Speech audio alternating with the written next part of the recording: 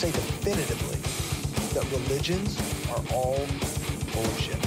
Welcome to Brainstorm. We have the explicit tag for a reason. This is a base level argument to a higher level morality. I get paid to science? To science as much as one can science. What the hell was my point? Trigger warning. The Brainstorm podcast will criticize your most cherished beliefs. We attack nonsense in all its forms and discuss difficult subjects. If you peddle pseudoscience, supernatural woo, or religious dogma, then this is not your safe place. This is the home of hardcore skepticism.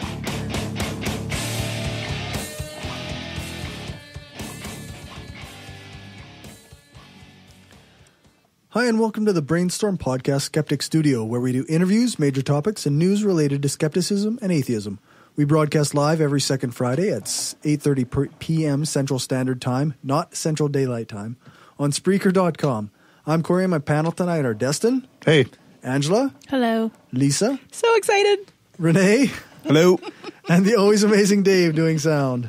I'm excited. You and me both, buddy. We're here in Roman Empire Studios in Regina, Saskatchewan, and today is May 12th, 2017. Our guest this week is Dr. Amy Tuteur. I hope I said that right. Yes. A.K.A. the Skeptical OB. She is an obstetrician, gynecologist, author, blogger, and well-known writer for many major news outlets. Thanks so much for joining us. Oh, my pleasure. Thank you for having me. I guess just a good place to start is how did you get into mixing your profession with skepticism? Well, I started a long time ago. I've actually been on the internet before there was a World Wide Web. So that's a long time. I first was online in 1994, and I started working with a group called Moms Online, and I did a message board for them called Ask the OBGYN. And that was the first time I really heard a lot about home birth. That's not something you see in Boston, which is where I'm from. And over the years, I did a number of other internet ventures until I finally decided I wanted to start something of my own. And I started off with a blog called Home Birth Debate, just to discuss the issues around home birth. And I quickly realized that it was just a small subset of all the quackery out there. And ultimately, I transitioned the name to the Skeptical OB. And since then, I've been talking about not just home birth, but natural childbirth and breastfeeding, attachment parenting, vaccination, basically all the issues of early childhood. And I've been kind of disappointed to find how much pseudoscience is passed around in the guise of parenting advice. Do you think it's getting worse? It's definitely getting worse, no question. Yeah. That's interesting. I think it actually ties in with the general disparagement of expertise. Yeah. It's not restricted to medicine, but it certainly has hit medicine very hard. Mm-hmm. No, that's very true. And you can find just about anything on the internet. Yeah. So yes. Yeah. So it's empowered people who would otherwise be considered fringe, and it's allowed them to create basically an alternate reality in which everybody reinforces everybody else in believing things that aren't true. Yeah, exactly. So let's dive right in on Kelly Brogan then. Wait, no, before we dive in, can I do a little bit of I want to tell you, Amy, how much I love your website. I discovered it when I was pregnant 6 years ago, and it was such a breath of fresh air. I was doing a PhD in science at the time, and I found it so hard to find any good information. So my only source of information by the end was just like journal articles and your blog. That was it. And really, really admire the work you're doing. Sorry, that's my little plug. Yeah, there. thank you. Thank you so much. Thank you. This is one of the things that people don't see. The part of the value of the blog is the entertainment value when people parachute in and yell at me and tell me how horrible I am. Somebody even made a video in which they used a Disney movie and replaced the wicked stepmother's face with mine. No way. They went to all that effort? All that trouble. There's Esmeralda? Is that her name? I don't know which one, but it really must have taken a lot of effort. But what people don't see is I get a ton of private feedback through email messages and Facebook messages of people saying, you really spoke to the things I was worried about. Oh, it's just excellent to have good information that something you can rely on. It's invaluable for sure. It's something that's evidence-based. Yeah, and it's just rational and not. Yeah, I didn't know that your blog existed back when I was pregnant, so I struggled because there was a lot of woo out there regarding pregnancy and stuff like that, and I think I bought one book, and it was really hard not to buy into all of the bullshit out there. Yeah. It's just insane. It's just insane. Well, even just the amount of guilt you're made to feel as a woman to say that you should feel pain during labor and delivery because that's the proper way to give birth. Somehow you're more of a woman for doing, I don't know. We don't have the same attitude about dentistry, but somehow we don't have the same attitude about men. No, exactly. That's really the difference. Yeah. That's right. In the years that I've been doing this, my thinking has really evolved. Originally, I thought this was all about science and people who didn't understand science. And yes, it is true that a lot of people dabbling in these things do not understand science or statistics. But then I sort of expanded my worldview to encompass the fact that these things are actually businesses and people are marketing them. It's very fashionable to say that medicine is a business, but alternative health is a big business. It's a $40 billion business in the United States. Oh. And they have a very low cost margin because everything is baloney, and so it costs them nothing to make it up. And they're completely unregulated, right? They're not part of professional organizations. They have no ethical standards.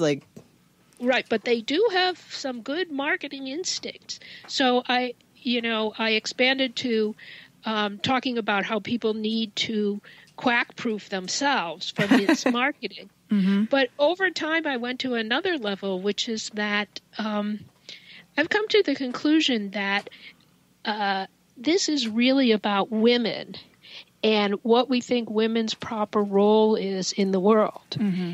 If you think about it, in the last century, one of the greatest advances was the emancipation of women. In some countries, in some parts of the world, but still it hadn't been seen before. And for the first time, women were judged by something other than the function of their reproductive organs. Mm-hmm. And any major change is likely to produce a backlash. And this has produced a backlash that we're living through, and I think we don't recognize it because of that. But on the right, the backlash has been the rise of fundamentalism, which forces women back into the home. And on the left, there's been this rise of natural parenting, which is really natural mothering, and has the end result of forcing women back into the home. Right. Totally. And so that, I encourage people to think about, what does it mean when you say women are empowered by pain? It really means something terrible. That your pain doesn't count. And we know from medical studies that women's pain isn't taken seriously. Mm. And I think the natural childbirth movement is really the ultimate reflection of that. Absolutely. I've personally had a slightly different experience than that when I shelled out almost $1,000 for a doula. And she was a trained hypnobirthing instructor. how familiar are you with hypnobirthing? Oh, very, very familiar. Got the CD and everything, the book, all that stuff. But one of the things that was to be avoided was mentioning the word pain. That was something that we didn't talk about because you weren't supposed to focus on that. It's very Orwellian. Pretending that it doesn't exist. Yeah, that's exactly right. Yeah. Right. I mean, if you think about it, it really is Orwellian. Yeah. Ignorance is knowledge, and war is peace, and peace is war. And, as if, I mean, it speaks to the issue. I think with all of alternative health, but particularly natural childbirth and natural parenting, it really operates on the Tinkerbell theory. That, I don't know if you remember in Peter Pan, one of the things is that no one can fly unless they believe they can fly. That's right. So in natural childbirth, no one can have a fantastic labor, painless, unless she believes that she can. Yeah. As if that even matters. I mean, the magic power of belief. It's all in your head, man. It's all in your head. Yeah. Well, it's magical thinking. It's like knocking on wood. Yeah. My thoughts have the power to control what happens. Mm-hmm. That's so true. I think these practices also prey on a new mother's kind of natural insecurity about what she's doing. I mean, that's largely how sure. There was a lot of. I mean, I had friends who encouraged me. I can't remember what it was called, but they started basically potty training their baby at like a month old, where they hold them over the toilet and they. Right. I can't remember elimination. Yeah, and people were really trying to get me into that, and I was just like, so I'm like, I cannot have I don't have the energy to even think about doing such a thing. But then you feel bad as a mother, like, oh, my child's so behind. You're terrible. Except if you think about it, what's really happening is they're trying to housebreak a baby. Yeah, like a dog. I know. Yeah. Right. I mean, the baby doesn't know. The baby thinks the people around it are a bunch of lunatics. Yeah, you're supposed to like go like to the baby, like make it pee. Like, yeah, no, really. Like my friends are all doing this, and Will was born in a very hippy dippy sort of town, so yeah, it was. Even if you could housebreak a baby, they don't have mobility. No, you have to physically hold. As a good mother, you hold your child over the toilet. But you teach them the sign language for going to the bathroom. Teach them sign language too. Oh my goodness! But what this means, and I think this is a very important point, is that if you practice elimination communication, you can never leave your baby for a moment. Exactly. Yes. Or it's always, if you think about natural parenting, it's always more work for mother. Yeah. Yes, exactly. Yeah. You don't get a babysitter. No babysitter in the world is doing that shit for you. Like, no. It's hard enough to find a good one, but then you add that. I need you to hold my child over the toilet when you think it might want to pee. Read the baby's mind. Right. I went to a dinner party a few years ago, and I was seated next to somebody who I hadn't met before, and she introduced herself, and she asked me what I did, and I started talking about my blog, and she said, that is so interesting because I'm a clinical psychologist, and I mostly care for young women. And she said, I've been doing this for 25 years, and I've never seen so much postpartum and early childhood depression. Right. Because women are told that to be a good mother, you can't do anything for yourself. No. Yeah. And you have to feel as a mother when your baby's about to poop. You have to if you can't do that, you're a terrible mother. Well, and you have to know, but the baby doesn't even know. Because they don't have. No, you have to do that for the baby. Yeah, you have to think about breastfeed pooping until the child is 10. Yeah, right. You have to sleep with the child in your bed. You can't feel like a woman and have relations with your husband that makes you feel like you were before you had kids. You have to be completely attached to that child. It's terrible and it's scary. And I mean, at the best of times, parenting is fraught with guilt and fear. Like maybe I did it that wrong, you're not doing it that wrong. you're not Yeah, doing it wrong. right. Okay. And then all of these extra things like natural parenting, it just makes it so much worse. It's worse. Yeah, absolutely. And that's the point of it. It's supposed to make it. Yeah. Yeah. Isn't all parenting natural? See, I've got a different vision of natural parenting where it's like, you can walk, you're now free. That's because you don't have any kids. Well, I live with two. But That's Push true. him out of the That's tree. true. I think the two N words in the world of health are natural and normal. Yeah. They really don't belong in any discussion because they don't really mean anything. Right. Because something is natural does not make it good. That's right. But, you go to the grocery store and there's all natural Cheetos. what does that even mean? Well, they grew off a Cheeto tree outside that they just pick them off and sell them in the They grocery grow in store. Vermont. Yeah. If you can convince people to buy all natural Cheetos, then you can convince them to do anything. I've seen actually organic impressive. salt. It's So probably the hipsters Right, that are organic smoking a salt. lot of weed. They need their all That's natural funny. Cheetos. Well, that's the other thing about natural parenting is you shop your way to perfection. Yes. Yes. It requires a lot of products and a lot of services, Yeah. which is really ironic considering that it's supposed to be natural, and in nature people didn't have products and services. Exactly. right. There's so many Facebook groups and so many books and so many ebooks. And products. Yeah. I mean, there was like I have my baby in Victoria, BC, and there was a store like a hipster baby store that sold you your home birth package, you know, which was whatever $300 or I mean, this is all you're like, it's like a tarp. Oh, and don't forget the plastic. If you got to lay out a pool. tarp, then there's something already going on. Well, that you know, the tarp really ain't a bad idea. Actually, if you're going to Sometimes do it's that, I don't good know. to have a tarp. Or you could go to a hospital where they do that for you. Yes. Yeah. Exactly. I'll bring my tarp. So a question I have, and I'm not knowledgeable in the difference between the benefits or the dangers of home versus hospital birth. I'm assuming hospital birth is much safer. Just wondering Yes, what the although- statistics are on that, on the differences. There's a big difference between the United States and other countries.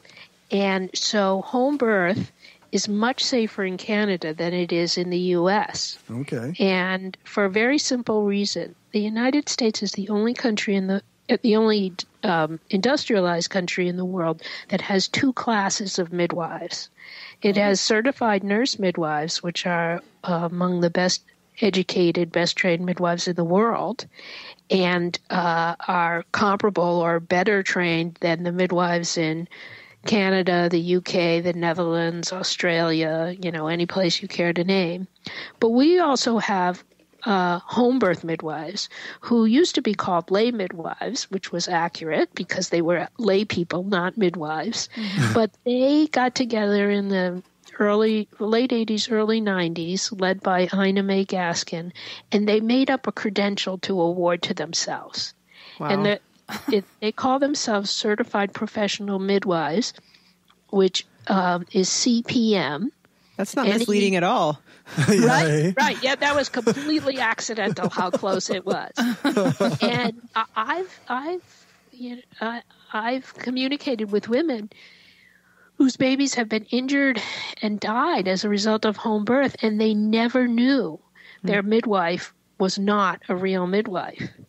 That's terrible. And so the statistics for home birth deaths in this country are pretty bad. In the best case scenario, the death rate is 3 times higher than comparable risk hospital birth. And in certain complicated situations like breech, the death toll is as much as 50 times higher. Are you talking about the baby dying or the mother? The baby dying. Mm-hmm. The chance of a baby dying is about 100 times greater than the chance of a mother dying. Okay. So we don't expect to see, actually you should never see a home birth death if you have proper risk criteria. Mm-hmm. And in Canada, for example, a an American home birth midwife would not be allowed to practice because she doesn't have the training that the Canadian midwives have, and she doesn't have the education. And Canadian midwives work in the hospital and at home, whereas American home birth midwives aren't allowed in hospitals because hospitals have people that need actual medical care, not magical thinking. And in Canada, there are very strict criteria for risk. You just can't have a home birth because you want one. If you have a high-risk condition, you just can't have a home birth. And even then, as many as 40% of first-time mothers are transferred into the hospital at some point during labor because things aren't going well or they need pain relief or something. But it's much safer in Canada. And for certain select populations, it's as safe as hospital birth. And what do I mean by select populations? It's if nothing goes wrong, home birth is just as safe as hospital birth. Good thing it's very easy to predict if things go wrong. Well, right. So the key to safe home birth is risking out anybody who might have a complication. Actually, can I ask a question? I remember when I was pregnant, there was a study that came out from the Netherlands looking at hospital births, but directed by the care of a midwife versus directed by the care of an OB. And there was, as far as I recall, there were worse outcomes with the midwives, even in hospital. I don't know if that's still true or.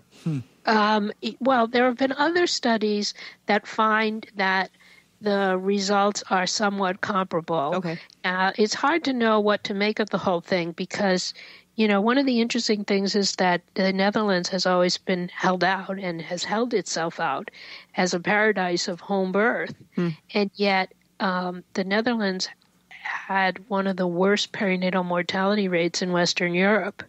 Now, you can't say that that's definitely because of midwives, but when the Dutch started to study this, because they were very upset to find this out, they concluded that a lot of the problem was improper risk assessment, where midwives would tell women they were lower risk than they actually were in order for the midwives to keep them as patients. Because obviously they have an incentive to keep them as patients. So, right. But I just read something from the Netherlands that said that in the wake of these disclosures, the home birth rate, which at one point was 60% and 10 years ago was 30%, is now 13%. Oh, wow. How accurate are these risk factor indications? I mean, can you tell if a woman has a perfect risk factor? Can you tell her honestly that her chances or the chances of a bad outcome is the same for a home birth as a hospital birth? Like, is that actually possible? Well, it's all really a matter of luck. If you risk out people that are likely to have complications and you get an incredibly low risk group and then nothing goes wrong, everything's going to be exactly the same as the hospital because you didn't need to be in the hospital. Yeah. But we only know that afterwards. That's what I'm asking. So basically what you're saying, what I take away from that is because you don't know if something's going to go wrong. I mean, there's things that can go wrong that have nothing to do, just the baby's positioning or things that you have no idea about. Like, there could be risks that you can't predict. Yeah. Kind of thing. Yeah. It's like seatbelts. You could say, look, the risk of my getting in an accident, if I'm just riding around the neighborhood and not going on the highway, et cetera, is really very low. So I guess I just won't wear my seatbelt. Right. Now, most of the time, you're going to be fine because you aren't going to get in an accident. Yeah. But if you do, if it turns out that you turn onto a street where there's a drunk driver and he hits you and you're not wearing your seatbelt, it really doesn't matter that you were in a low-risk situation. Mm-hmm. And the same thing applies to birth. Because if there's one thing we can say about birth, it's totally unpredictable. Yeah. We can give some odds, but you just never know. How do you respond to the home birth argument that hospitals are a source of infection? Obviously, it's true that your chances of getting an infection are greater if you are in a hospital than if you're not in a hospital. But I don't know how that argument holds up. Well, it's ironic because the leading causes of infectious death in newborn are bacteria that grow in the mother's vagina. That's going to be in either home birth or hospital birth, I would think. The leading causes of newborn infectious deaths are group B strep and herpes virus. And so, well, first of all, usually the postpartum floors, labor and delivery and postpartum floors are usually separate from the rest of the hospital for just this reason. Right. They don't put sick people on the same floors as new mothers and babies. But in truth, the real threat is in the mother, not in the house or the hospital or anywhere else, in the mother. That's interesting. Huh. Yeah. Yeah, it's like so much of alternative health. When you really know something about it, it doesn't make nearly so much sense as it seems to on the surface. Yeah. What does Dennis O'Leary say? There's a there's a word for alternative medicine that works, that has been shown to work. It's called medicine. Yeah. Tim mentioned. Oh, I had the He had a comedian right. That's all right. Right, Tim Minchin. I love Tim Minchin. He's fantastic. Who doesn't? What are your thoughts on doulas? Because they're slightly different than midwives. Well, the original idea of doula is a great idea. I mean, doula, the word is Greek for slave. Yes, that's right. Is it? That's, somebody that exists just to help you feel more comfortable. That's really an awesome idea, especially in labor. But doulas, the big problem with a lot of these things is everybody wants to monetize them. Yeah, exactly. So doulas made up credentials for themselves and have workshops and give themselves credentials and have letters after their name. And somewhere along the way, they got confused and decided that they were qualified to give medical advice. Right. So they're like chiropractors. Yeah. Oh, I mean, just like that. Or homeopaths, they really think that they know what they're talking about. And to become a certified doula, and we're not talking about somebody who just names herself a doula without the credential takes 16 hours of workshops to get. So exactly how much are you really going to learn?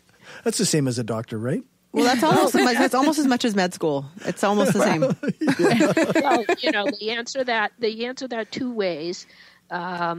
First is that doctors don't learn anything in medical school, or they don't learn anything about birth or whatever it is. Drinking games and I don't know, tic-tac-toe. Right. They just learn how to prescribe drugs. Yeah. And the other thing is and midwives do this even more than doulas, but they like to call themselves experts in normal birth. But that's kind of like being a meteorologist who's an expert in sunny weather. You don't really need that.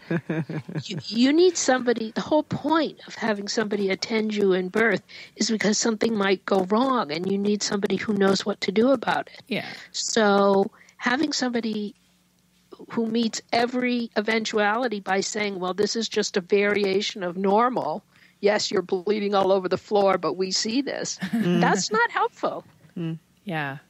Yeah, I think they exert a certain pressure to, like, even let's say this doula is really just there for your support and your comfort. Even then, with the doula culture, there's a pressure. For example, like, let's say you're in the middle of labor, you decide, oh no, I want an epidural. This is way worse than I thought. There's going to be a serious amount of pressure from your doula not to do that. Not necessarily. I've had a completely different experience Okay. because the doula was with me the entire time. I had to be induced. And how was that experience? It was a fantastic experience. Well, there you go. It was a positive experience because the doula understood the role of the doula, and there wasn't it was an interesting adversarial type of relationship between my obgyn that I had, who was obviously skeptical of doulas, and your doctor, my doctor, and the doula, because those they kind of fought, and it was interesting in hindsight to see that adversarial relationship. But you were able to observe that through labor pain. I'm really impressed, actually. I'm really interested by the interplay of your relationship. Oh, this hurts a little bit. It was interesting because the doula went and got me a sandwich. The doula was originally going to cut the cord. They let you eat? They let me eat God damn. a bit. But then, it didn't stay down. Vomited it? Yeah, I did. Yeah. I mean, that's one of the things that's so, this is another one of these things. The natural childbirth community has all bent out of shape about eating in labor. Well, we know in childbirth that women get the technical term is an ileus, that their digestive tract stops working. Yeah. So you don't have to be a rocket scientist to know that if somebody eats something and their intestines aren't moving it along and they feel terrible and they feel nauseous, and then it's likely to be vomited. Yeah, it did. Yeah, I barfed too. Back. Yeah, me too. But to finish that story, I mean, in the end, it was the doctor that came through for me. The doula was fantastic. She was there to document and to support, and I think my husband was encouraged by her role, but also in the end it was my doctor when it came time to remove this child from my uterus. Yeah. She did so safely. She basically, she was the one that communicated to me in that moment, and it was there was a connection, and I understood what I had to do and how I had to push, and she was the one that ultimately came through for me. And I mean, it was, the experience was whatever. A lot of people are like, oh, it's so transcendent. But, I mean, quitting smoking. You sound sarcastic there. Yeah, it's the best thing that ever happened to me. No, quitting smoking was pretty awesome, and running a half marathon was a little more awesome. Did you do that? You're amazing. Yeah, almost 10 years ago. But I mean, and that's why I wanted to know your take, Amy, on the doula thing, because for me, I mean, I had a hospital birth with a doula there. Right. And it can be, I mean, people fall over when I say this, but when I have 4 children, they're all adults now, but I had the equivalent of a doula with me, was a friend of mine who was a nurse, and she did this on the side, and she was fantastic. That's because she was totally devoted to making me as comfortable as possible and making things as easy as possible. She did not have medical opinions, and she let the doctor take care of the doctor stuff, and she took care of the comfort stuff. Yeah, and that's what a doula should do. Mm-hmm. And that's what mine did. That's fantastic. Sounds good. We need more like that. Yeah. Sounds like every woman who has birth should have somebody like that. Well, the other stuff, the being induced was intense. And I mean, I think for me, I was still a little bit full of woo back in the day before, 6 years ago, I guess. And I wanted a natural childbirth, and I was choked that I couldn't because I had to be on blood thinners because of a pre-existing condition. I don't know if you're a real mother, Angela. I'm not sure. Now that I've known this about you, I don't know. I have a question for you on a slightly different topic. Well, I just want to say one last thing about this. One of the things that I think is most interesting is what we've witnessed over the last 20 to 30 years is the commodification of the birth experience, Exactly. turning a birth into a wedding, similar to a wedding. Yeah. And, back in the day, a bad birth experience was a dead baby or a dead mother or both. Now, a bad birth experience is, they didn't follow all 700 things on my birth plan. Exactly. And you said pain. You weren't supposed to say pain. Right. Yeah. Right. People would, when I was practicing, women would say to me, I don't want you to give me an epidural even if I ask for one. No, can't do that. Can't do that. If you ask for it, we're giving it to you. Right. You think about what you're saying.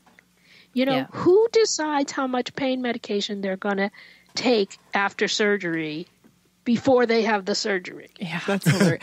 My doctor told me that she had a patient who asked her recently, how can I make sure that I have an orgasm as my baby is pushed out of me? Yeah. Well, because orgasmic birth, that's a thing. I know it's another thing. Yes, I learned that day that's a thing. Right. Well, because it's part of the one-upsmanship. That is the heart of this commodification of birth. So, for example, people used to say, well, I was awake for my birth. Then there was, well, I didn't have any medication for my birth. And then there was, I had my birth at home. And now there's, I had an orgasm. I mean, I really think some people just don't know what an orgasm is. Well, and if you're using a child to reach that, that's weird. The phenomenon of orgasmic birth was never described in any culture until it was invented in 1992. So, and it appears that the only people who can have orgasms in birth are white women from privileged backgrounds. So, you tell me whether this is real or not. I watched a video of a woman having orgasmic birth. Good for her. Super. Not really sure where to go. You're just jealous that you can't have an orgasmic birth. It just shows you that there's no limit to the craziness. You know, I don't know. I feel like we can go further. Like, what else can we do here? Well, I mean, now the big thing, well, it's not a big thing, but people talk about it a lot, is free birth. You know, have your baby at home, but don't have a medical attendant. Yes. Oh, wow. I mean, there is the one more really crazy one where they're trying to have birth with dolphins.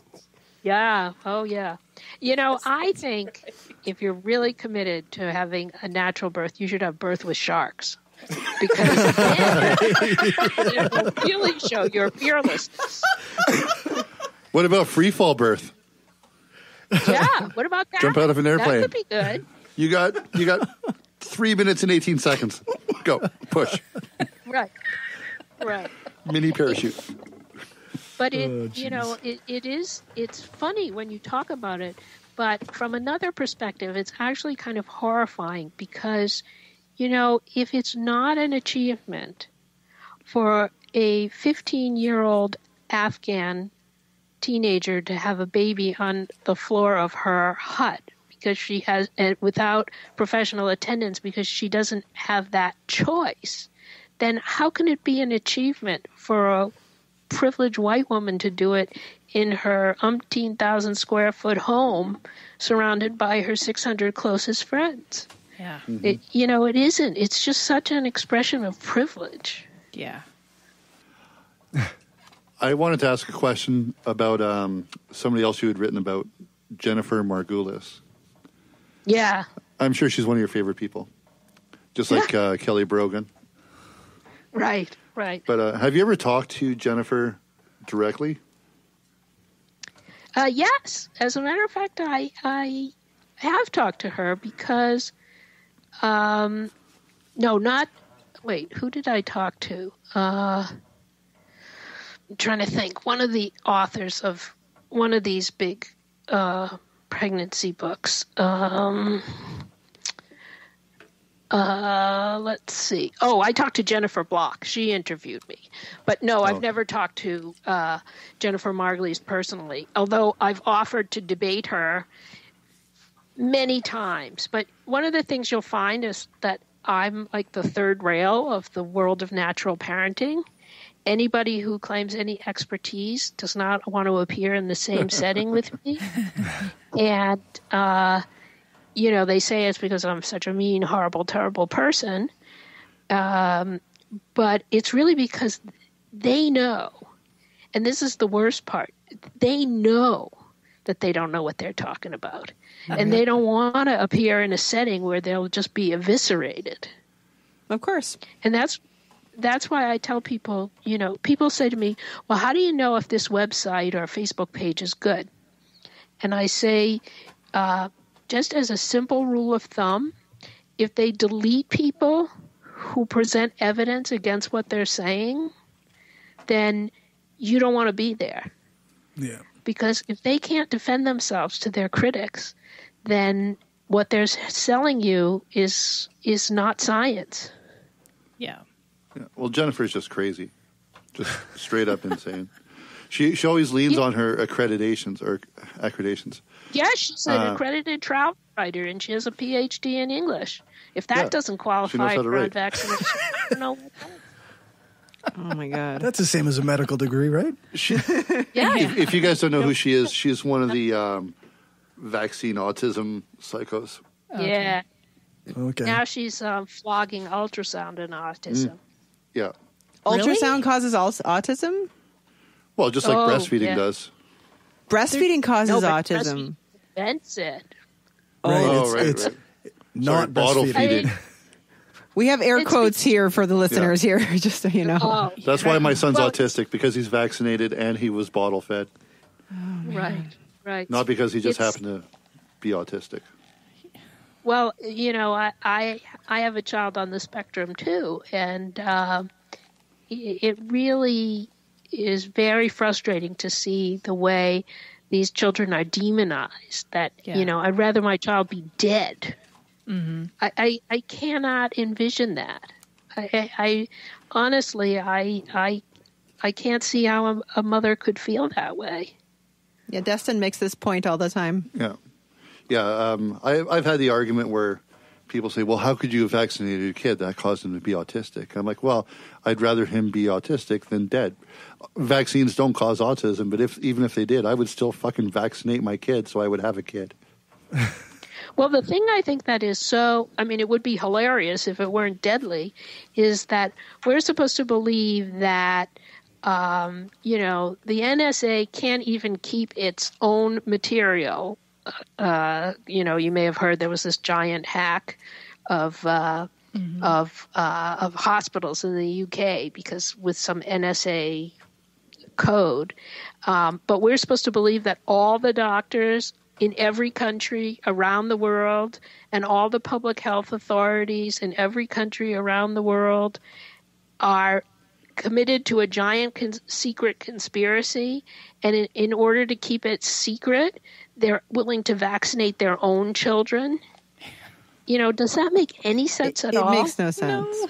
It's like that for every single conspiracy. Yeah, I work in cancer care, and we get a similar sort of spiel for like chemo. Everyone knows that chemo and radiation is horrible and poisonous. It doesn't do anything. But yet, thousands of healthcare professionals deliver this stuff knowingly to cancer patients because we're evil. Just like aliens exist, but somehow the American government is able to cover it up when they can't cover up anything ever. Right. They can't cover up the president's consensual affair. No. Really. But, so much is really about feeling smarter than other people. There's this conspiracy and I know about it. And, but I tell people, if you're sick or you have an important medical decision to make, don't you really want to know what your doctor would do with his mother? Exactly. Isn't that what you want? Well, and not what the quack carrying the down same the street weight as is going to knowledge. sell you.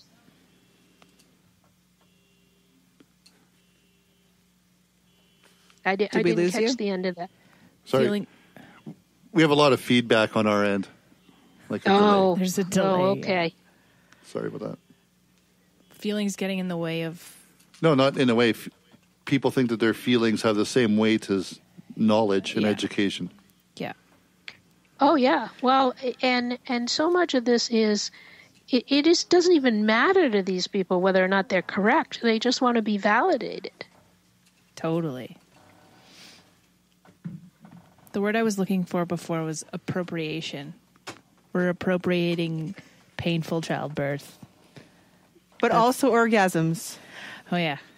Hey, I'm a white man. Right, We're the ones that do the appropriating. Right. Can people make up their mind? Is it painful or is it orgasm? Porque no es dos. Oh, my God. Well, marathons are getting longer and longer, and people are running farther and in worse conditions. So some people just like to be in pain. Yes, but very few people make money from convincing other people to be in pain. And that's really the problem. That's here. true.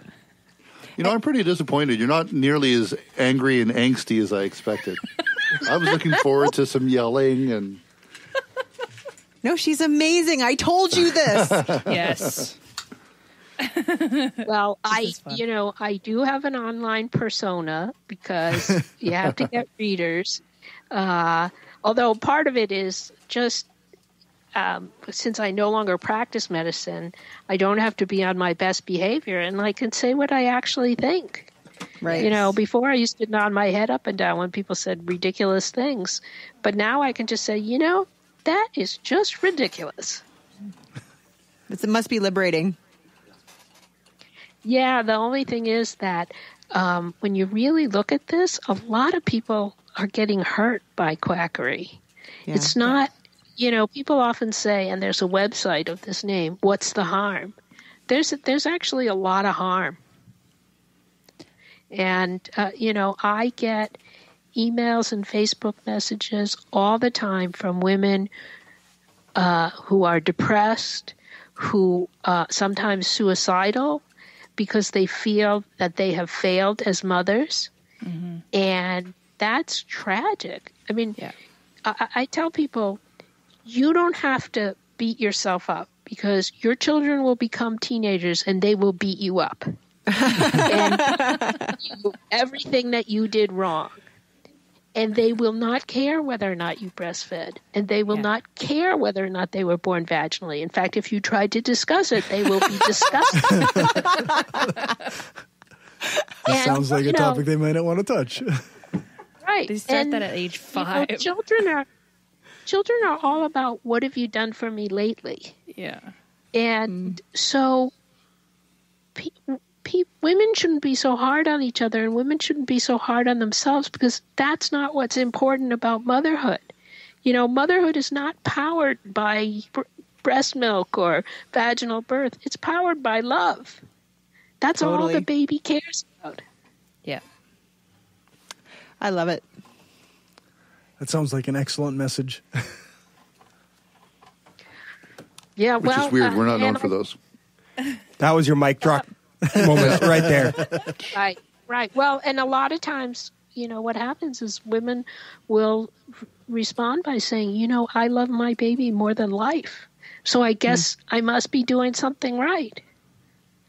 And I agree, because that's what the baby will remember. I mean, think about if there are many people who don't get along with their mothers, but I haven't met a single one who said, I'm mad at my mother because she only breastfed me for 9 months instead of 12. It just doesn't happen. Yeah. Very true.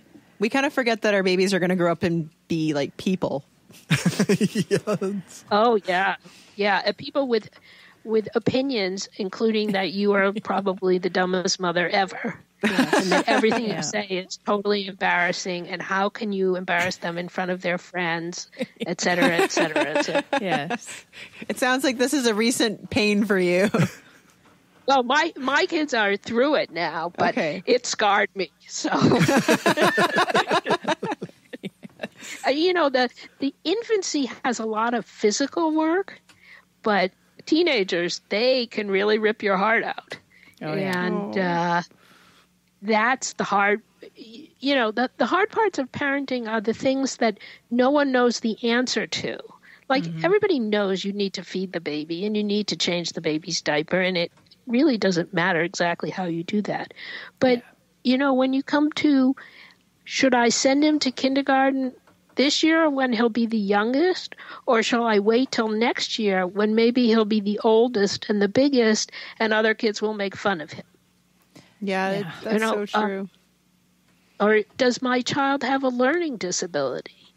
Is that what's wrong with why they're having tantrums when they're, when they're having trouble doing homework? Or, the ultimate is the other kids in middle school are making fun of my kid. Yeah. I mean, if you want to feel really bad, you just want to go and you want to go and hurt somebody, and there's nobody to hurt. There's nothing to do. In fact, generally the best thing to do is to stay out of it. Yeah, that's painful. It's so hard. Louis C.K. does a good bet on that.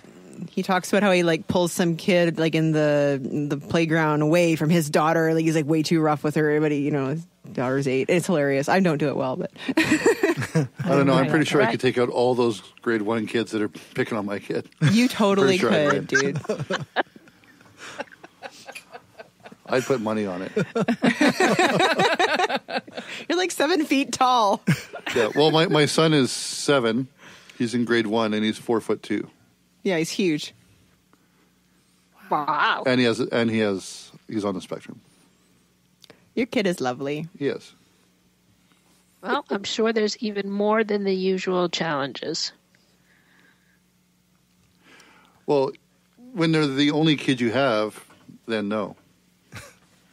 Because I don't know any difference. Yeah, because you don't know. I mean, with me, it was my oldest child, and I really had no idea that there was an issue until I had another child. Is that right? Yeah, that's what put it in relief, because you just accept what you have. Yeah. Anyway, we seem to be having a weird echo issue, so if anybody has any closing questions, then we can. All I want to say is this is my favorite interview ever. Ooh, thank you. Thank you so much. I think there's lots left that we could be asking, but it would just stretch it out too long, and we wouldn't be able to get on with the rest of the show. So we might have to have you back on. Oh, that would be awesome. Well, if I'm allowed to say some parting words, I would like to tell people who are listening that, there's a lot of things to beat yourself up about when you're a parent, but you should not let, these issues of natural childbirth and how much or even if you breastfed or attachment parenting, you should not be beating yourself up about that. Be kind to yourself, because the criticism is coming. It will come directly from your child. They will tell you exactly what you did wrong, and it won't be any of these things. I love it. Right on. I suppose before we let you go, where can people find your blog and whatnot? So the blog is The Skeptical OB, SKEPTICALOB.com, and I also have a Skeptical OB Facebook page, and I write for a number of mainstream media publications, so sometimes you'll see some of my stuff. I have a piece in the Washington Post today about 5 myths about pregnancy. You are very prolific. Yeah, well, and it's so funny because when my children were growing up, they were always like, "Do you do anything?" I said, "Well, I write." "Yeah, well, I like to sit at the computer too, but that's not doing something." Children really enhance your self-esteem, don't they? Yeah. My son's 5. He still tells me he loves me more than anyone else in the world, and he kisses me on the lips when I drop him off at school. I love him. Oh, that's wonderful. Enjoy it while it lasts. Exactly, I know. Right. One of my sons was very affectionate as a small child, and then he went to school and, became very cognizant of what the other kids thought. And at the end of the 2nd grade, there was going to be a play, and he said to me, last year you embarrassed me, and I don't want you to embarrass me this year. I said, "Well, what did I do?" And he said, "Well, you waved at the stage." And I said, "Well, how do you know I was waving to you?" That's stumped Well done. But I promised I wouldn't wave to anybody. That's fantastic. Right on. Well, thank you very much for your time. Oh, And thank you. We're going to go to a commercial break here, and then we'll be back with David Richards to talk about a single school system in Saskatchewan. So we'll be right back. Thanks again. Thank you. Oh, thank you. If you like what we're doing and want to help us keep the lights on, go become a patron at patreon.com/Brainstorm Podcast. You can hear the bonus half hour that we record every episode and get a shout out when you support the show. Become a patron for just $1 an episode at patreon.com/Brainstorm Podcast. Or you can support the show by ordering a t-shirt, mug or other gear from our store at caffeepress.ca/Brainstorm Podcast Gear. If you can't afford to become a patron or buy gear, then why not give us a rating or write a review on iTunes or Stitcher? Every rating makes it easier for people to find us. Thanks for your support.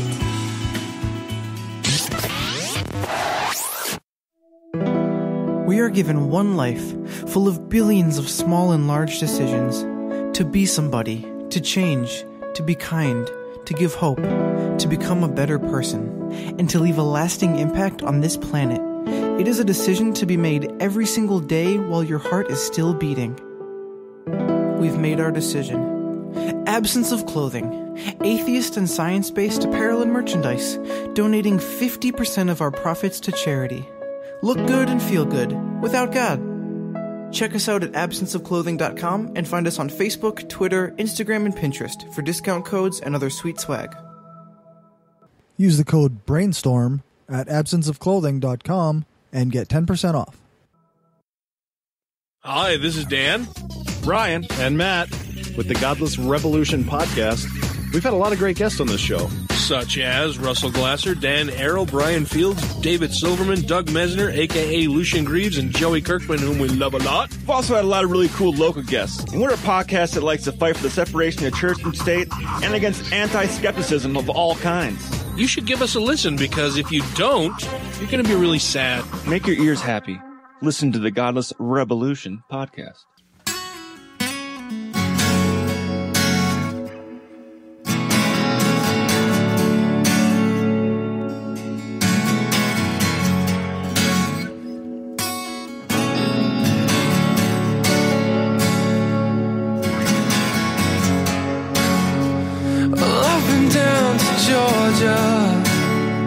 I've seen the streets in the west.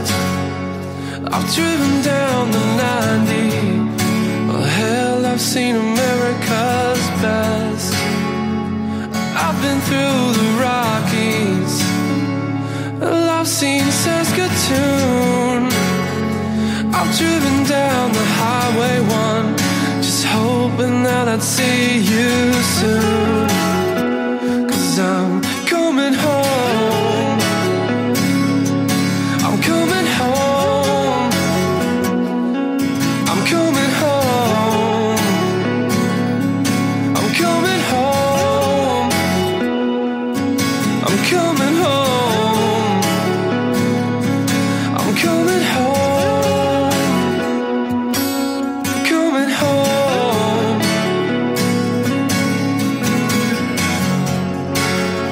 Well, I've never been to Alaska, but I can tell you this. I've been to Lincoln, Nebraska, and hell, you know it ain't worth shit. I've been through Nova Scotia, Sydney to Halifax, but I'll never take any pictures, 'cause I know I'll just be right back. 'Cause I'm coming home. I'm coming home. I'm coming home. I'm coming home. I'm coming home. I'm coming home. Coming home.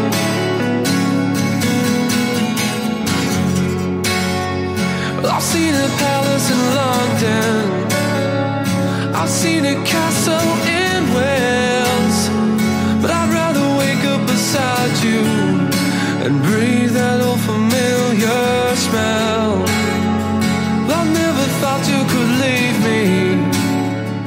I figured I was the one, but I understand your sadness, so I guess I should just hold my tongue. But I'm coming home. I'm coming home. I'm coming home. I'm coming home. Coming home. I'm coming home. I'm coming home. Well, I know that we're taking chances. Tell me life was a risk. I just have one last question. Will it be my heart, or will it be his? Coming home. I'm coming home. I'm coming home.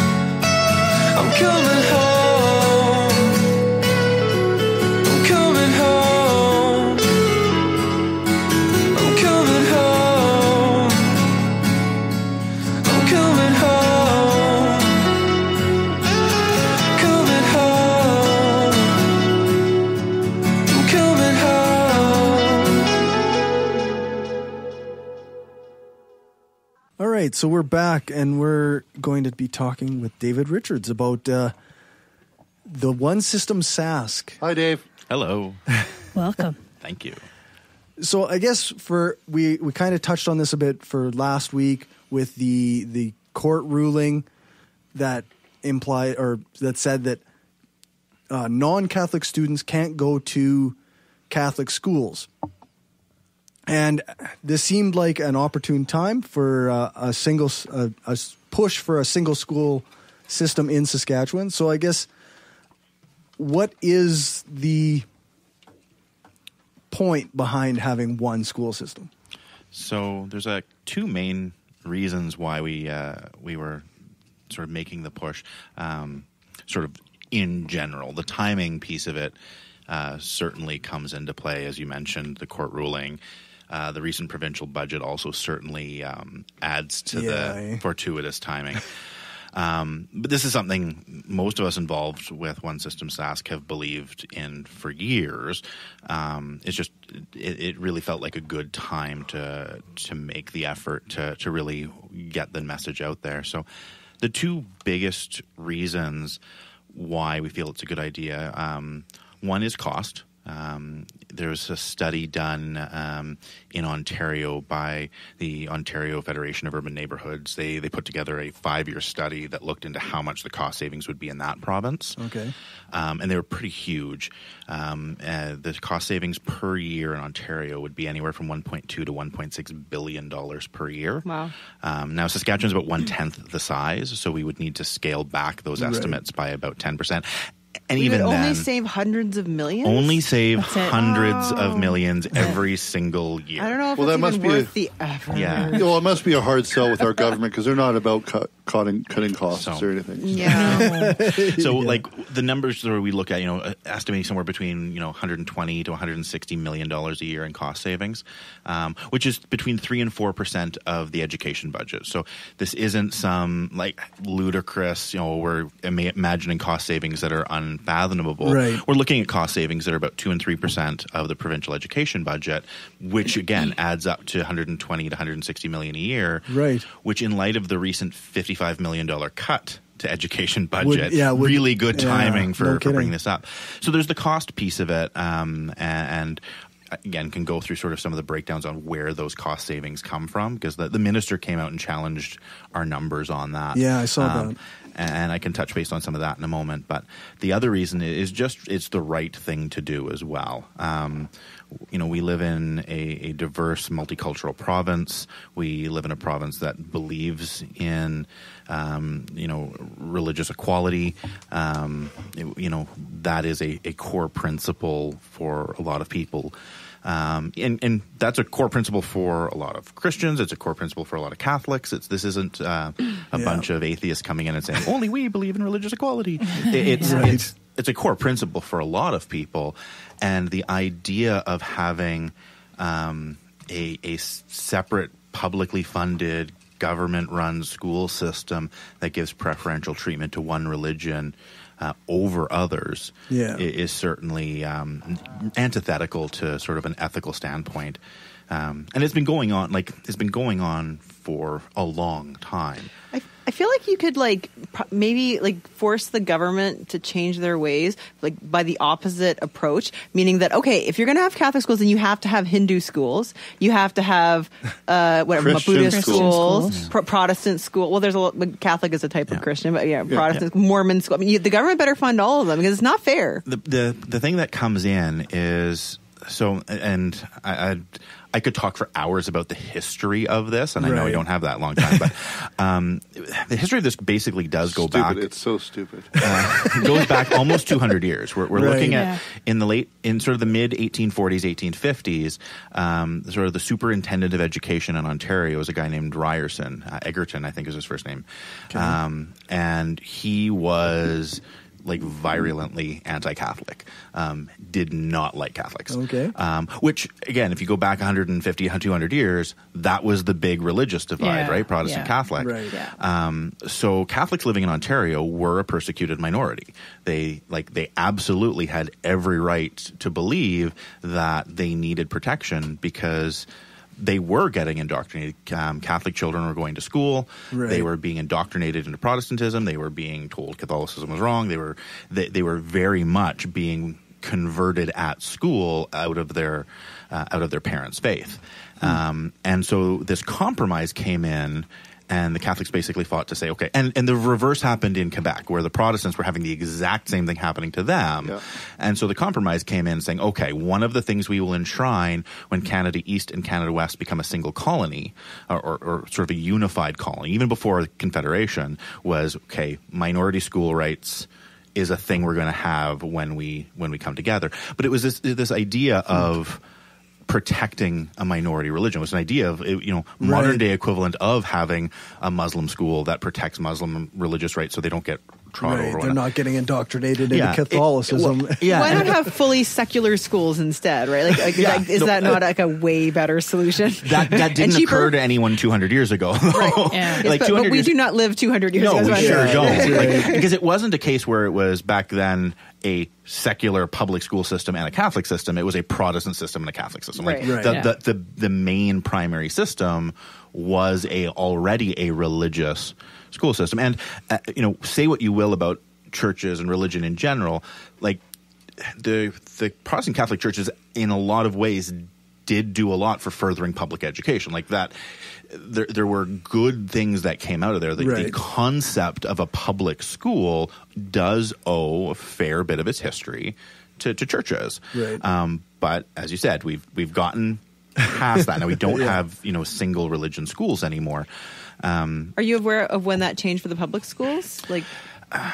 To be honest, I don't know it's a slow transition. I don't expect you to know. I was wondering if no, and it changes province by province as well. So it's not one single thing. Well, and one thing that happened after Confederation, when Quebec was joining, they actually wasn't that part of their condition that it had to be offered. Well, it was like secular school or no, private Catholic system. A separate Catholic system. Yeah, again, that condition continued into 1867. So in our Constitution, we have, it's called Article 93, and basically, like, we don't think of our Constitution sort of in the same way that the Americans think of theirs. But our Constitution, even the 1867 one, has a lot of those same protections. Even 150 years ago, they said the religion cannot promote one religion over another. That was a specific thing built into the religion. Yeah. But then they added Article 93 that said, except we're still allowed to have Catholic schools. So Catholic in particular. And Catholic in particular. So you can't have what you're suggesting of that same treatment for Muslim schools or Hindu schools. Right. Because Catholics are the ones that it's got in the Constitution. Yeah. And so it was basically like, I've been talking about this, it's almost like you have this incredibly effective affirmative action program. Like it essentially was an affirmative action program before affirmative action was a thing. Right. So you have 150 years ago them saying there's this persecuted minority. We're going to give them special privileges, not to make them superior, but to balance and level out the playing field. Okay. What ended up happening, though, is gradually over time, and this goes back to Vatican II, essentially, when the Catholic Church decided to be a lot more ecumenical in its approach, the Catholic schools stopped being as Catholic. They became more or less Christian schools rather than Catholic schools. And it was, again, a gradual process. This wasn't overnight. Saskatchewan in particular? Or I went to Catholic school in Alberta, and it was Catholic. Around the world. So, again, it's a thing where Catholicism post-Vatican II became more ecumenical in their approach, which is a good thing. But what it meant was Catholic schools, like they have Christian ethics class, not Catholic ethics class now. And they I don't know have if that was my experience, but anyway. Yeah, that's fair. And some are more Catholic than others. We learned a lot of rosary shit, man. That's pretty fair, Catholic. That was like 30 years ago, though. Ooh. That's actually true. Not quite, but I'll for rounding. Even if we're talking 28 years ago. Yeah, like, thank you. I like him a lot better than I like you. It's becoming more and more secular, which is the problem. So we've already been violating the law in spirit for a long time. Right? The law in spirit says, in Article 93 of the Constitution, in spirit says we're creating this special system by Catholics for Catholics that teaches specialized Catholic education so that Catholics are not sort of absorbed into the main system. They don't lose their culture or heritage or religion within this dominant school system. But as soon as you start having it become for more of a Christian school system, instead of it being a privilege that helped protect the 10-15% of the population that was persecuted, it's now a special system that specifically accommodates the 30% of the population that's Catholic and generally accommodates the 75% of the population that's Christian, right. Or 70% or however the numbers break down. Yeah. And now it's not a special privilege to protect the religious minority. Now it's a special privilege that gives preferential treatment to the majority. Right, and that's where you really start running into problems on the spirit of Section 93. So when you say spirit, do you mean like Holy Ghost? No. The intent. I'm fucking with you. Yeah, the Americans talk about the founder's intent a lot as if it's almost a holy thing. And we don't have that same idea. But the intent behind Section 93 has been violated probably for at least 20 years. What the judge in the Theodore case said, we were violating the letter of the law as well. You know, we've been violating the intent of the law for a couple decades. Yeah. But more to the point, the letter of the law is broken as well. And lawyers pay a lot of attention to the letter of the law, right? So you can get away with breaking the intent of a law if you're following one or the other. But as soon as you're breaking both the spirit of the law and the letter of the law, that's when judges are pretty much have to come out and say, now that this case is in front of me, I have to rule a certain way. Right. Yeah. If the case never gets before a judge, it then doesn't matter. Change, But since it did come before a judge, now it's going to be this way. There's going to have to be something that changes. But no, because of notwithstanding. Yeah. The neat thing is, but notwithstanding, is notwithstanding. It doesn't work. It only applies to the Charter of Rights and Freedoms. It doesn't apply to the Constitution. Like the BNA Act of 1867. Sorry, what notwithstanding? What are you talking about? So I'm not notwithstanding clause. Smart or informed. So constitutional history, yay. In 1982, oh man. in 1982, when Canada patriated the Constitution. So in 1982, we basically said, hey, it doesn't make sense for our Constitution to be a part of British legislation. It should probably be a Canadian thing. Right. We wrote our own Constitution. We added a part to it called the Charter of Rights and Freedoms. I don't remember it because I was not that old. That's fair. Sorry, FYI, Destin. You don't remember the birth of the universe. Yes. But you know all about it. Yeah. So Focus. Sorry, continue. This is Charter a of good Rights discussion. Charter of Rights and Freedoms breaking it up. basically enshrines a lot of these things. They Yes. have rules that say, hey, we probably shouldn't do things like not hire Jews. Or we shouldn't do things like... Is it worded that way? We probably shouldn't do Not things directly, no. like, persecute people for their, color of their skin. These are bad things. Yes. But they added essentially a backdoor. It's our nuclear option in our Constitution, where they basically said Canadian judges are not elected. They're not. It's not a political post, which means they're not accountable to the electorate. So in 82, one of the things they kind of said was, in a democracy, we really should have the highest authority in the land be someone who's elected, not someone who's appointed. So we should have something that can override a judge's ruling on the Constitution or a judge's ruling on the Charter. So there's a loophole, essentially, Section 33 of the Constitution that says a provincial or federal government can bring in a law that violates the Charter of Rights and Freedoms. But there's a couple of conditions on it. One, the law has to explicitly acknowledge that it's violating the Charter of Rights and Freedoms. So the law you can't just kind of slip it in there. You have to say, hey, everyone, we're violating basic fundamental human rights in the law we're about to make. Yeah. And it has a 5-year sunset clause. So every 5 years the law expires and has to be reenacted again if you want it to continue. And it's also not a carte blanche, you can do everything you want. It only lets you violate certain parts. And the problem that the Wall government will likely run into, and again, legal scholars are already starting to talk about this, is Section 93 isn't one of the things they can violate. The notwithstanding clause doesn't let you violate Section 93.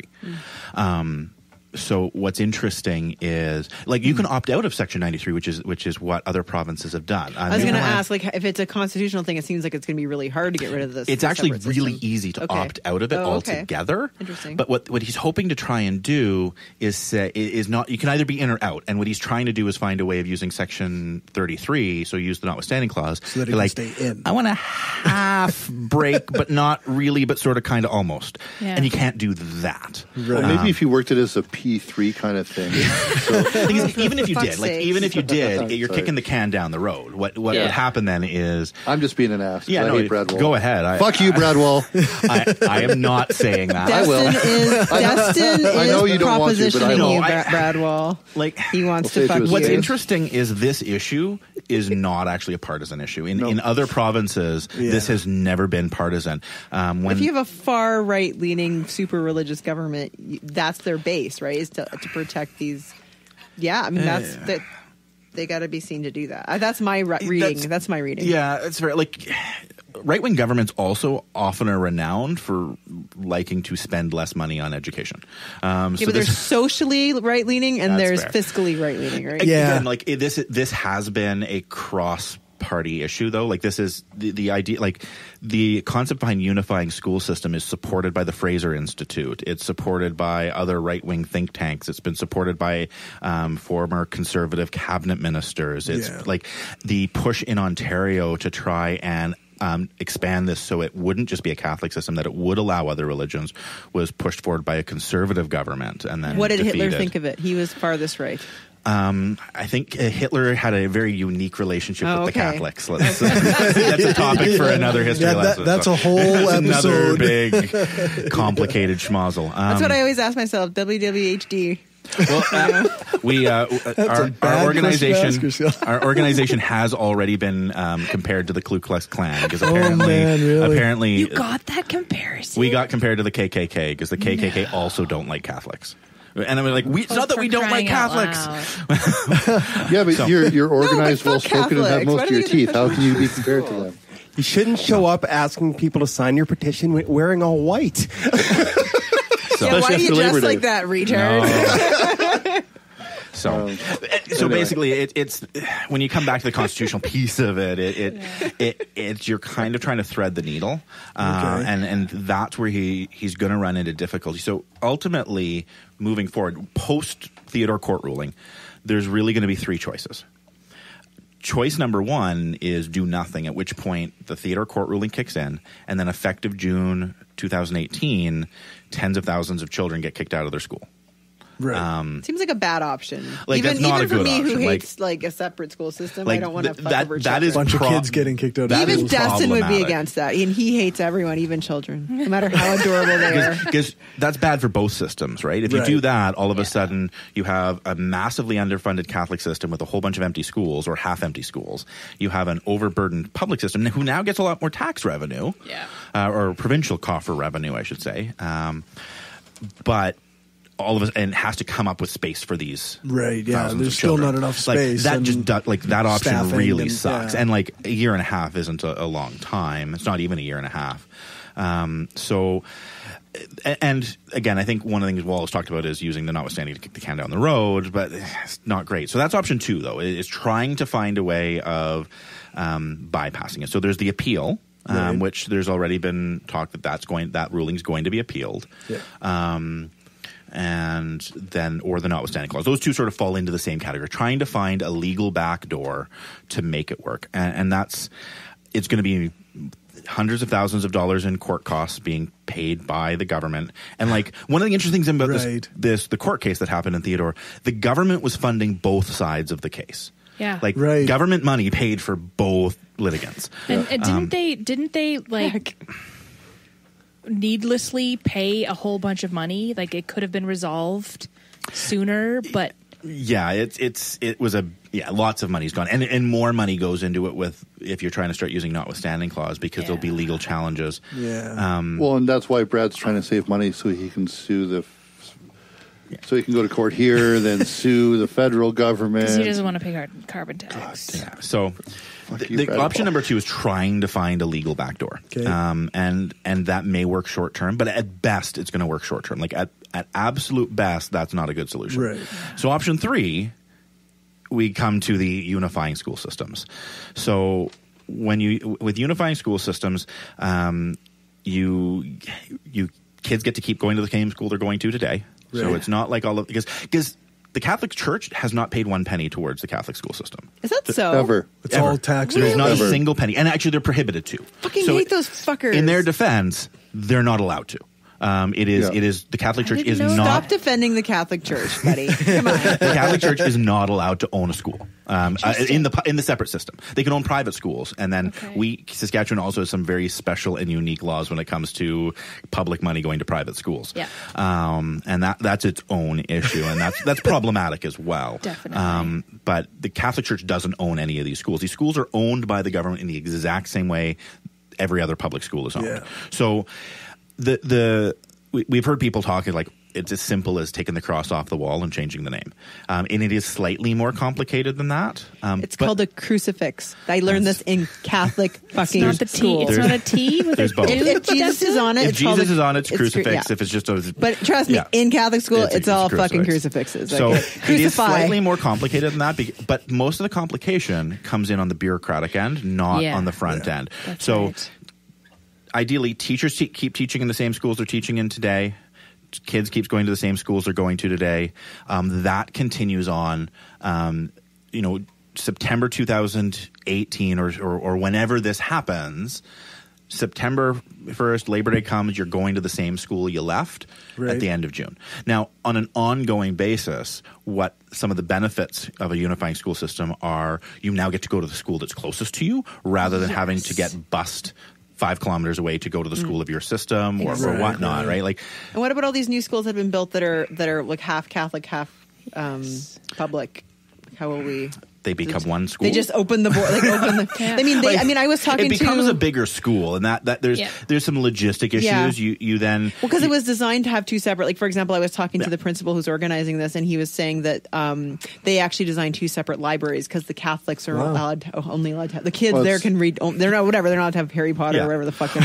One of the things that could be interesting about those joint use schools is you can then have French and English on either side. Yeah. So right now, in the current system, English kids touching my kids.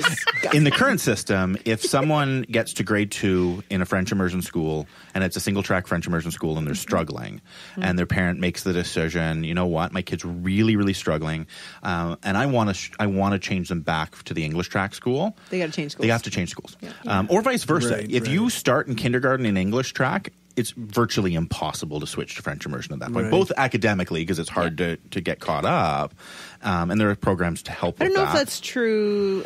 Whatever. Okay, there are dual track French immersion schools where the school has both English and French in it, but the push is more and more to go to single track school. In Regina, I only know of two single track French immersions. There's Walker and Massey, right? I think that's the push, though, going forward. I think you're going to see a lot more single-track French immersion schools, regardless of how this goes. But those dual-sided schools would make a perfect like when I went to French immersion. Right, okay, we did not talk to the English kids. We weren't friends with them. We didn't play with them. We just really fuck the English kids. Wow, that was our attitude. No, but really, we didn't know them. I know. How Quebecois of you. Yeah, I know. We were just like, no, we did not like you. Except we didn't have access. We were French immersion. But you also so going forward, what you then do is unless you have an older brother, an older sister, or whatnot in the existing school, you then start going to the school that makes more sense. So you're not having to. So that's where some of the transportation costs come in. You only have to pay for one, even if you are utilizing the same schools as you are today, you can switch to having only one transportation company instead of two different. Like my street, I see 4 school buses going by every single day. Right. Every morning, we are paying 4 different yellow buses to drive by and pick up kids from that exact same and school. administratively, right? And administratively, how many? There's obviously a higher organizational structure that. Well, that's the biggest cost. And there's cabs. There's cabs that are driving kids to school. There sure too. are, yeah. So we cut down on cheap. those costs. You save costs on economy of scale. Yeah. There's a number of ways that the cost savings come in. But the day one is you keep going. Your kids keep going to the same school they're in today. Which is what a lot of parents are concerned about. For sure. And I would be concerned about that too. That should absolutely be a priority. Well, right? and some people that are worried about still having the same teachers, so them still having that same idea of still teaching. For sure. Of still teaching the Catholic values and stuff. Yeah. Going forward, the other idea with that is to actually mix the teachers through a couple different schools too. But teachers move, as it is, teachers move schools. Yeah. They do. In the current setup, teachers already move schools. But I would suggest if this goes forward, Wall decides to let us have a referendum and people vote for unifying school systems and I get put in charge of the combination, which I won't be, but if I was, I would say for the first year, keep the teachers where they are. Right. And then you let normal shuffling occur as it would normally occur throughout. I don't know if you could force teachers to. I mean, teachers want to move around sometimes. So if there's teachers who want to move, you don't come in and say teachers aren't allowed to move, but you say basically you do there's no more movement. There's no more movement than there would be in any other year. Okay. And you probably will find a number of teachers saying, I do want to change now that this happens. Because there's twice as many opportunities because the Catholic school job openings would be available to the public school teachers because there's a lot of frustration amongst teachers who have temporary contracts that don't have full-time contracts. It's really tough to find any kind of regularity to their lives. Well, and you have the 30 or 40% of teachers in Catholic schools that aren't even Catholic. Well, they just say they are. And the people that are on the sub list that want to have regular work, you have twice the amount of work that you could have. What's interesting is one of the things I would like to find out is if we do end up going with this option number 2, where if Wall does decide he's going to bring in the notwithstanding clause to try and get an end run around the law so that non-Catholic students can go to Catholic schools. Right. In that same piece of legislation, is he going to legislate it so that non-Catholic teachers and staff can be teachers and staff at these schools. Yeah. Because I've talked about this on our page, but probably the most overwhelming, I don't even know the word to say, the most overwhelming conversation I've had when talking to people about this, I was talking to an employee of a Catholic school in Saskatchewan, and they're not a teacher.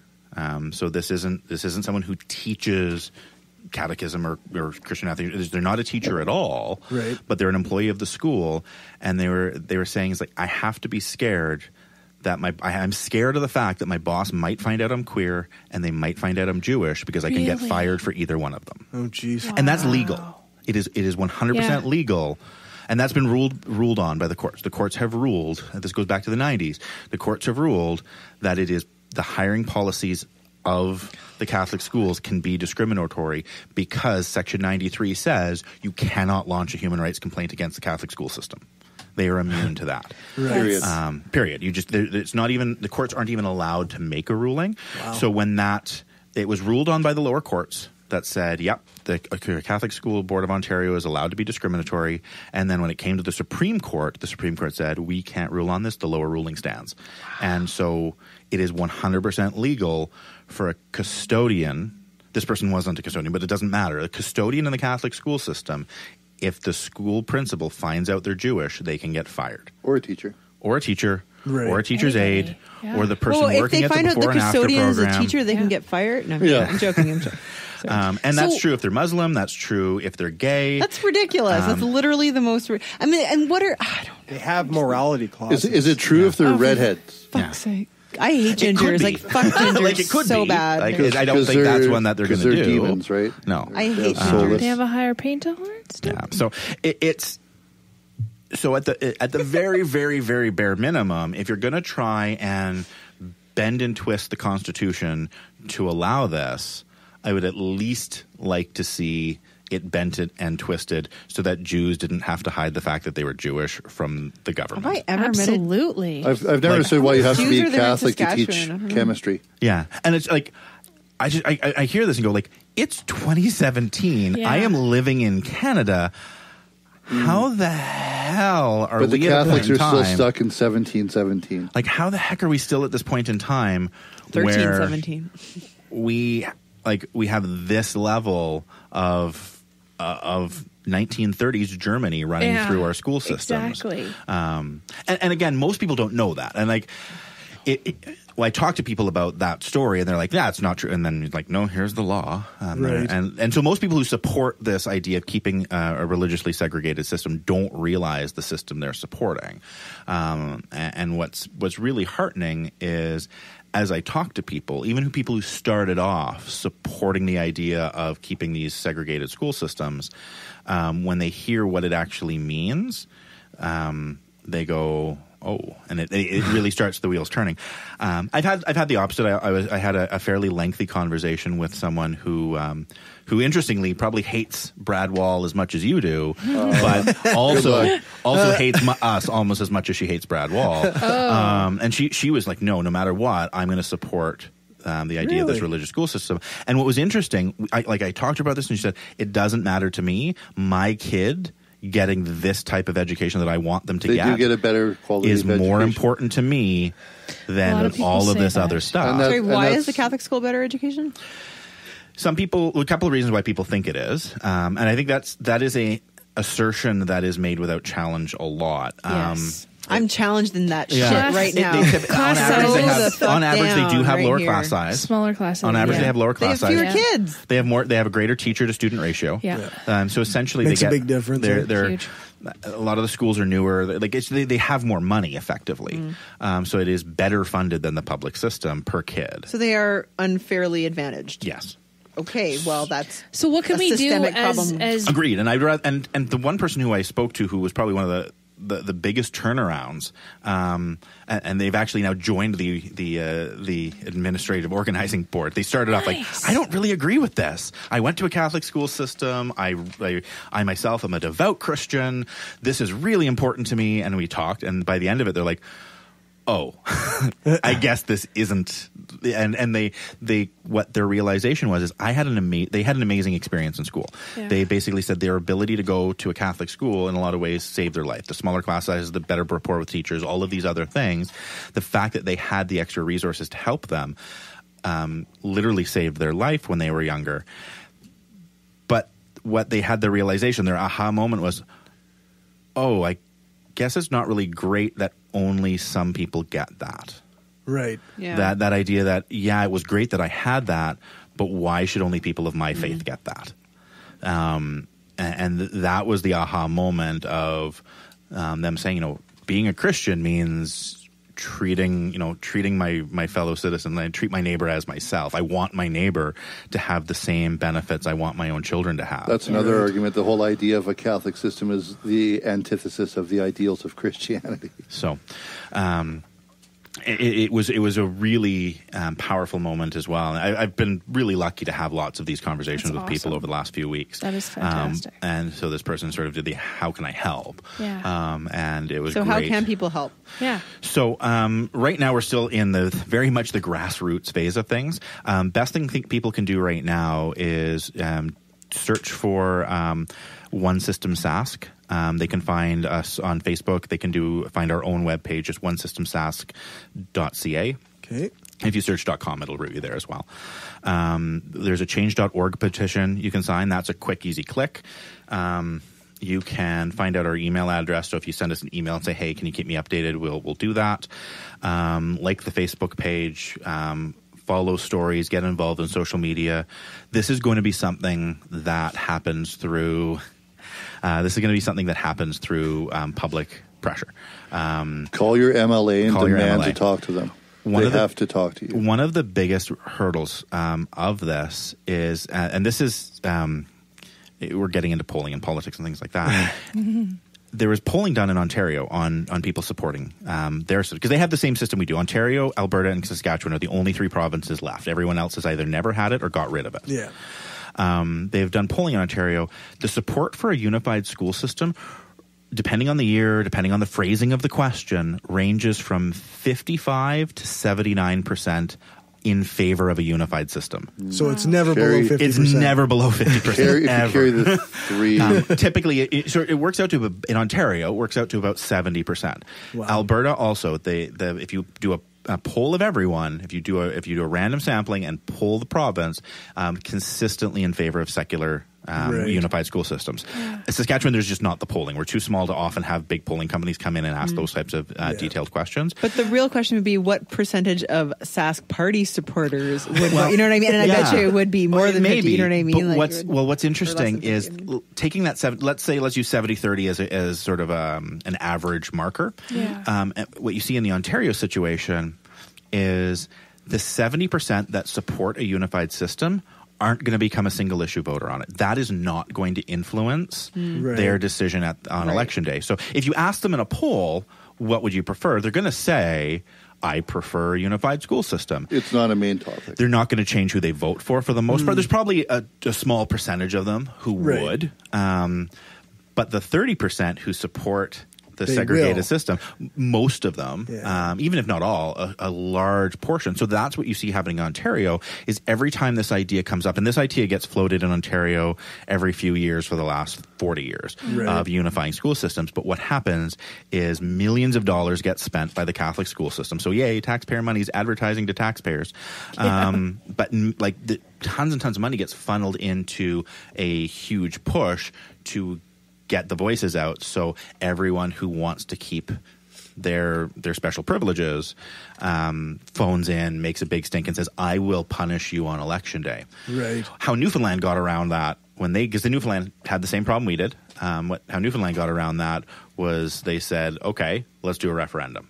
That's what we should do. So they did a referendum, and surprise, surprise, 70% of the province wanted to. Wow. The way Quebec got around it is the political parties got together and said this is the right thing to do, and it was passed through the National Assembly unanimously.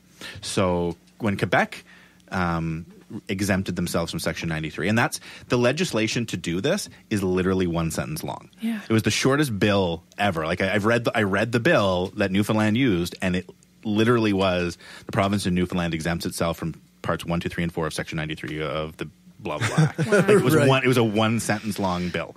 And then the federal parliament rubber stamps it because it has to have enabling legislation from the feds because it's constitutional. Yeah. But it doesn't need 2/3. It doesn't need a Senate. It's literally the Just a province simple can do bill it if that they has to want it. pass. That's it. So Newfoundland, the way they got around the political landmine was doing a referendum.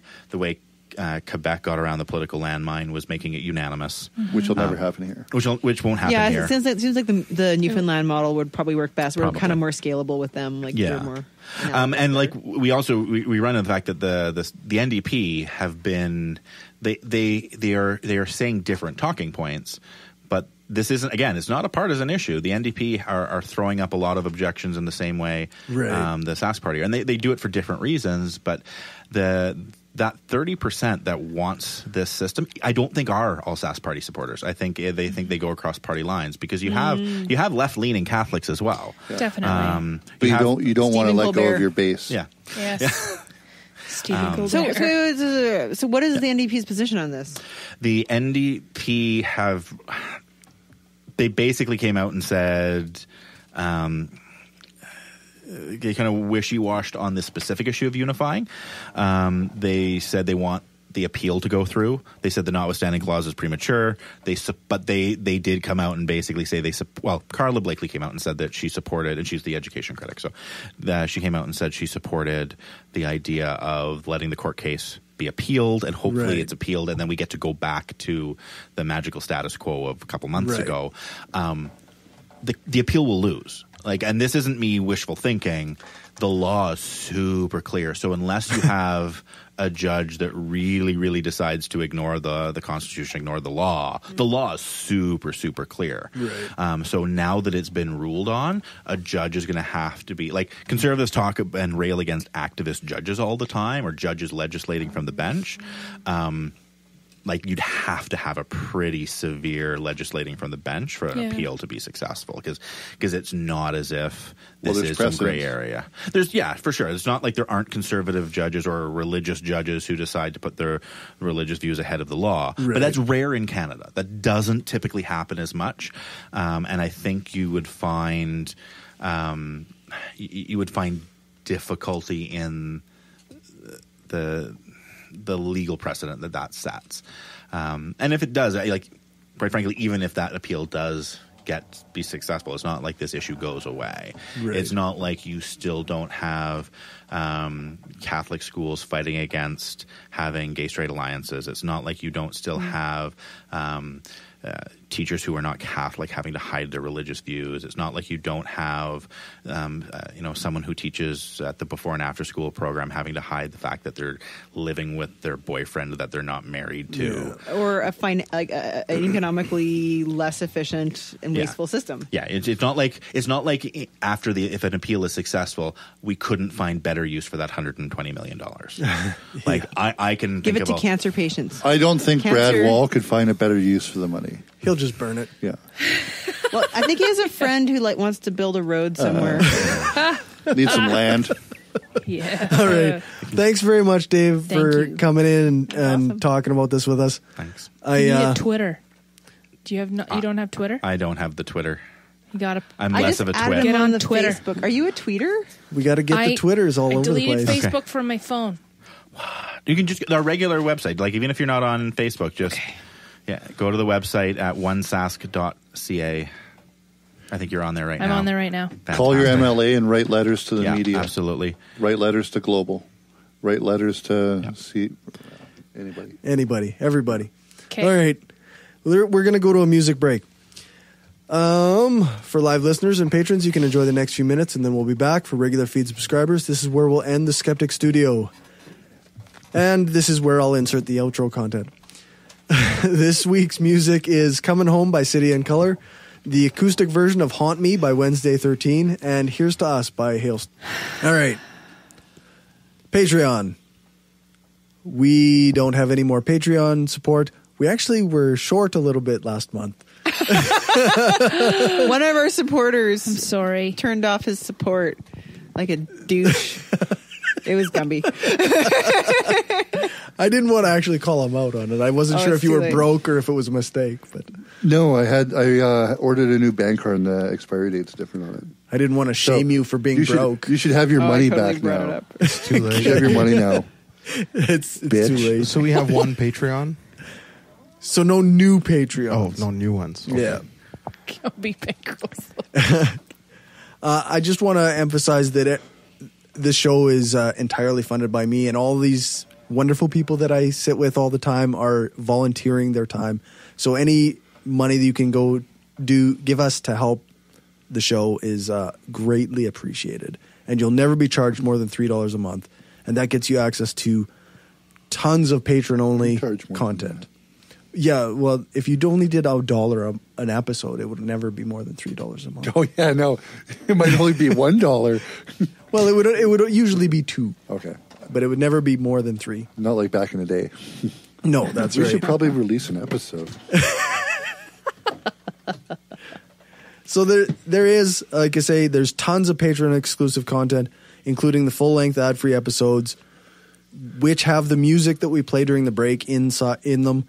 There's exclusive monthly content for $5 patrons.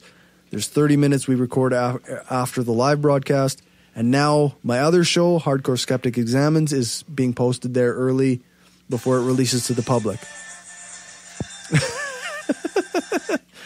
So you can access all of that and more by becoming a patron at patreon.com/brainstormpodcast. No new iTunes reviews. Will sent us an email. Yay! Woohoo! Not Will from Calgary, Will from down in the States. He says he finally got around to listening to some of the back episodes on Patreon, and because he's our top patron, he has access to all the $5 and up content. And Is he the guy that's giving us $300 an episode? There's nobody like that. You, listener, could be that person. You could be that person. 7 minutes. Okay. So he was binging on some of the Patreon content from the oversharing with Justin Bender from Third Ion. Lisa is great. Yay. I loved the sidetracked on old man genitals. It was scientific, gross, and funny. I'm sorry you lost a patron. The music was great. And the bumper for religious nuttery makes him mad as well. Oh. Maybe that's why we're losing people. He said he used to hear and believe that crazy shit. Me too. And we have an above average number of listeners named Will. That's awesome. How many do we have and what's the average? Well, I don't know what the average is. So how do you know it's above that? But the only ones that ever contact us are named Will. So I assume when you have to clarify which one. That's right. When you actually have to clarify.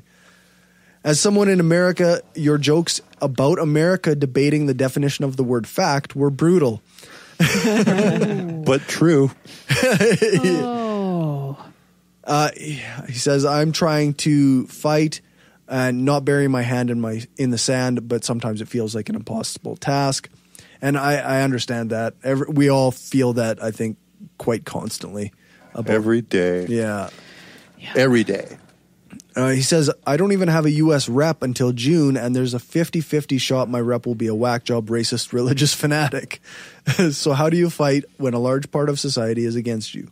That's why activists in Texas are so impressive. It's worse there, and somehow they are able to fight this system. On the $5 patron content we had, I put out a story about how I need an outlet and some of my progress in looking through for that. And he said he also needs an outlet, but so far blogs, videos, and podcasts don't work for him. And one of the reasons, and he supports conferences and activism, and one of the reasons that he supports this show is because we did a conference. And I hope that we can continue doing that. I got so much on the go right now, and it's very tough for me to be. I'm not a manager. I'm a doer. So what we need is a new manager, somebody who can take over and actually manage this. Oh. And everybody's looking at Angela. That's funny. It's funny how that works. Because some people are better managers. Dave's volunteering. You're our leader, Angela, sort of. Okay. So, and then part of that $5 Patreon content, there was also one of my social justice interviews with Edwin Hodge from Victoria, a PhD candidate from Victoria. And he said this was a very detailed interview, but he didn't want to comment until he listened through it again and thought that it was a good one. All right. Plug your stuff. Quick. Nothing. Nothing Right Nothing now. yet. No. Still working on it. Anybody? No plugs. No plugs? Possible voice acting job. Nice. Sweet. I don't Perfect. know, paid or not. Either way. Well, you've got a Fucking great cool. voice. They're lucky. Dave, anything new? Thanks for the plug, New Corey. movie coming out next month. What movie? Named Talent. Okay. Oh, yes. Talent. I wrote the whole music. I'm and so everything. excited about that. It's going to be cool. Oh, it's going to be cool. That's And it. I'm going to hire Dave to do the intro music for my podcast. And of course, I've got the Hardcore Skeptic Examines. It's all over the place. Skeptic. Sweet. And let's do some outro music quickly. Bye. That's the end of the episode. Thanks for listening. Check out show notes at thebrainstormpodcast.com and our website, brainstormblog.net. I'm still behind and I'm looking for some help to get caught up. Get in touch with me on Facebook, Twitter, or through the website, and we can negotiate a pay, and I'll fill you in on what I'm looking for. I already mentioned the tons of patron exclusive content, so if you want to become a patron, you can join the ranks of Will, Lisa, Rob, Aaron, Nathan, Daryl, Marissa, Janet, and Stephanie. Make sure to join us every second week when we broadcast live on Spreaker.com/user/brainstorm-podcast. Our next guest is Christine Shelska, PhD candidate at the University of Calgary, former president of Atheist Alliance International, and co-host on the Legion of Reason Diversion podcast. I suspect we may end up talking about blasphemy laws again. Thanks to Dr. Amy Tuteur and David Richards for joining us this time around. You can find out more about Dr. Tuteur by going to theskepticalob.com. And you can find out more about One System Sask by going to onesystemsask.ca. Those links will be in the show notes at thebrainstormpodcast.com and eventually on our main website. Thanks, Dave, for our intro music. Thanks to Alex Kapper-Murdoch for doing the voiceover for the intro and some of our ads. And thanks to Jason Camo for our outro music. You can find his stuff at aloststateofmind.com. All music is played either with permission or under the SOCAN license to play. For more information on SOCAN, you can check out the music license info on our website. You can get your cool Brainstorm gear at cafepress.ca/brainstormpodcastgear. If you have a cool shirt or hat, take a pic and send it our way. Thanks again for listening, and remember, the truth matters. This is an opinion-based podcast. Each person on the podcast is responsible for their own opinions, and those opinions don't necessarily reflect the views of the rest of the panel. Any guests or anyone associated with the people on the podcast, such as spouses, partners, children, other family members, friends, or employers. No one person speaks for the podcast with the possible exception of Corey, and he doesn't speak for anyone else on the show. The Brainstorm podcast does not represent the views of our sponsors. We just wanted to say thanks to everyone who listens to us, shares the show, gives us a rating on iTunes or Stitcher, or supports us through Patreon and Gumroad. We don't have a lot of interaction sometimes with our listeners, but what we have had proves that we attract some of the best people around. Smart, kind, and cool. An audience truly worthy of the titles hardcore and woo-free. Thanks for helping us make the world a smarter place.